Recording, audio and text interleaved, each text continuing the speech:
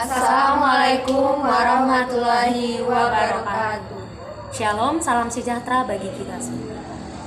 Baiklah, di sini kami akan berdiskusi tentang berita yang lagi viral saat ini, yaitu tentang pembunuhan orang Aceh yang bernama Imam Mashikur yang dibunuh oleh oknum TNI. Sebelumnya, perkenalkan nama saya Septiana Silaban dengan NPM C1C0222124. Dan saya Clarissa Nenda Gabrieli dengan NPM C1C0222163. Saya Yusa Putri dengan NPM C1C022061. Saya Terandari dengan NPM C1C022020. Baiklah, di sini saya dan rekan saya sebagai tim pro dari kasus pembunuhan orang Aceh yang bernama Imam Mashikur yang dibunuh oleh oknum TNI.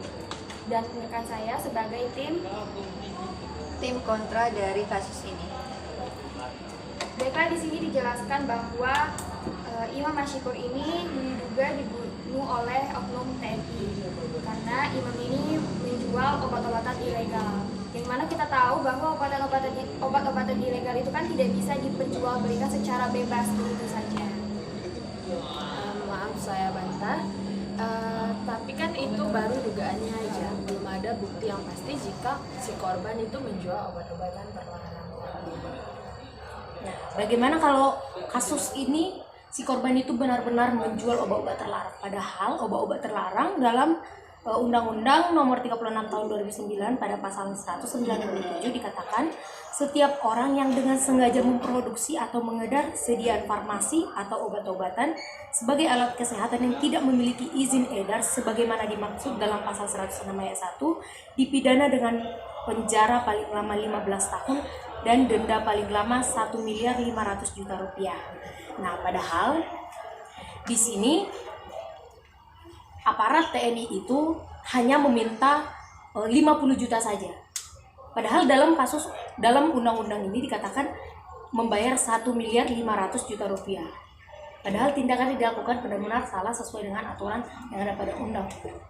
Maaf saya bantah lagi, akan tetapi tindakan dari TNI itu tadi menurut kami berdua itu salah karena dia melakukan penganiayaan, mereka menyekap si korban dan memeras si korban dengan uang 50 juta. Kan itu belum ada bukti yang pasti itu kan. Tapi mengapa dia langsung mengadili si korban itu langsung? Karena dengan mengambil tindakan seperti itu, TNI itu udah berani memberantas bahwa orang tersebut kan salah, dia akan menjual obat-obatan ilegal. Kalau kasus ini dibawa ke pengadilan atau penegak hukum, itu kasusnya bakalan lama. Dan juga fungsi dari aparat kepolisian ataupun TNI itu adalah untuk melakukan pemeliharaan keamanan dan ketertiban pada masyarakat. Sedangkan tindakan yang dilakukan oleh si korban itu mengedar obat-obatan yang benar-benar itu sudah terkatakan salah. Sehingga TNI ataupun aparat yang melakukan tindakan tersebut sudah dengan berani melakukan tindakannya sesuai dengan tugas dan tanggung jawabnya. Tetapi kan di sini si oknum TNI ini berpura-pura menjadi polisi. Nah, di mana dalam pasal 378 KUHP menyatakan bahwa barang siapa dengan maksud untuk menguntungkan diri sendiri atau orang lain secara melawan hukum dengan memakai nama palsu atau martabat palsu dengan tipu muslihat, menggerakkan orang lain untuk menyerahkan barang sesuatu kepadanya yang berupa uang 50 juta tadi, dengan mengancam karena penipuan itu. Tetapi oknum TNI di sini berpura-pura menjadi polisi, di mana pada pasal 378 KUHP menyatakan bahwa barang siapa dengan maksud untuk menguntungkan diri sendiri atau orang lain secara melawan hukum dengan memakai nama palsu atau martabat palsu dengan tujuan muslihat ataupun rangkaian kecurangan, menggerakkan orang lain untuk menyerahkan barang sesuatu kepadanya atau supaya memberi hutang maupun menghapuskan hutang, diancam karena penipuan dengan pidana penjara paling lama 4 tahun. Nah, di situ kan TNI ini berpura-pura menjadi polisi yang dimana bermaksud untuk menggertak si korban ini kan, tetapi dia itu sudah salah karena telah berpura-pura menjadi polisi tadi. Nah, sesuai kasus itu hanyalah sebagai dugaan bahwa dia itu berpura-pura sebagai aparat kepolisian. Padahal jika dikatakan dia pura-pura aparat kepolisian, dia juga berhak karena yang dilakukannya itu mendapati si korban itu sudah melakukan tindakan yang salah, penjual obat-obat terlarang. Dan kemungkinan besar jika aparat kepolisian itu melakukan tindakan ataupun meminta uang 50 juta, itu akan diberikan kepada pihak hukum. Dan kita tidak bisa mengatakan bahwa itu untuk dirinya sendiri. Oke, kalau misalnya duitnya itu diserahkan ke pihak negara, kenapa dia melakukan penyekapan? Kenapa enggak langsung ke pengadilan aja? Biar bisa disanksi secara langsung ke negara gitu. Maksudnya Tidak harus dianiaya dulu kayak Kenapa harus dianiaya dan disekap?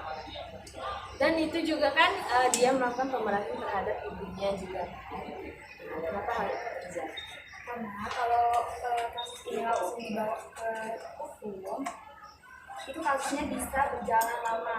Dengan dia mengambil tindakan ini, dia itu memberikan efek jerah terhadap si korban ini, supaya korban ini juga tidak melakukan hal tersebut lagi, walaupun mungkin kecil kemungkinan.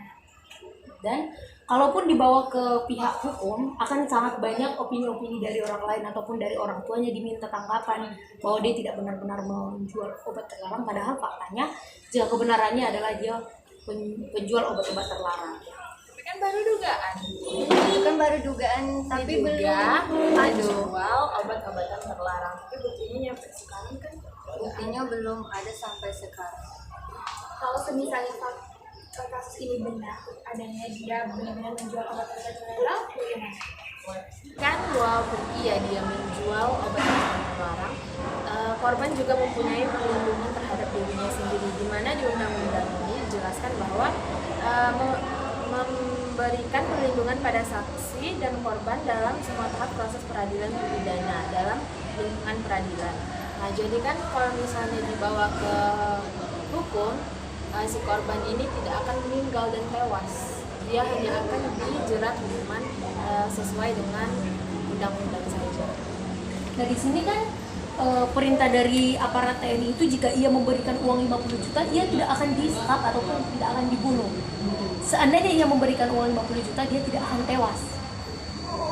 Tapi kan itu sudah melakukan pengancaman juga gitu kan. Nah, itu kan sesuai dari Undang-Undang 197 tadi. Jika ia menjual obat-obat terlarang, 1.500.000.000 rupiah akan diberikan. Padahal si aparat TNI itu hanya meminta 50 juta. Negara Indonesia ini adalah negara hukum. Semua yang ada di Indonesia berlandaskan dengan hukum. Yang dimana 3 oknum TNI ini tadi melanggar hak asasi manusia sesuai dengan pasal 28A, yaitu hak untuk hidup dan bertahan hidup. Nah, terus kan itu tadi kita juga tidak bisa untuk melakukan main hakim sendiri gitu kan. Kita kan berlandasan dengan hukum. Negara Indonesia kan negara berlandasan dengan hukum. Jadi tidak bisa melakukan main hakim sendiri gitu. Harus ada Mungkin opini dari kami harus dibawa ke pengadilan. jangan main hakim hanya 3 sendiri. oknum saja yang mengadili dia. Nah, di sini kan aparat TNI pasti sudah mengetahui bagaimana undang-undangnya. Jadi, mungkin aparat TNI ini menjalankan sesuai dengan yang ada pada undang-undang. Mereka sudah mengetahui undang-undang. Jadi, mereka meminta uang 50 juta ataupun memberikan garansi supaya tidak terlalu banyak karena mereka mungkin mengetahui bagaimana kondisi orang tuanya. Namun di sini aparat TNI hanya meminta 50 juta namun orang tuanya tidak dapat memberikan. Apakah uang 50 juta itu diberikan ke negara atau diambil sendiri sama 3 oknum yang lain? Bagaimana itu?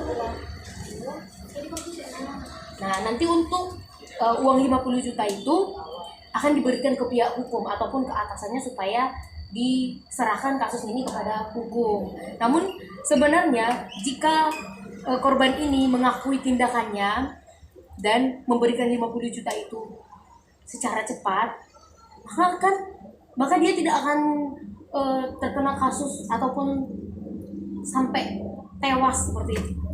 Tapi kan dia itu 50 juta, uang 50 juta itu belum ada Zena. Jadi Baiklah, karena kasus ini hanya masih opini ataupun duga-dugaan, jadi kami tidak bisa menyimpulkan hasil diskusi kami hari ini. Dan hasil diskusi dari saya dan teman-teman saya, kami akhiri. Wassalamualaikum warahmatullahi wabarakatuh.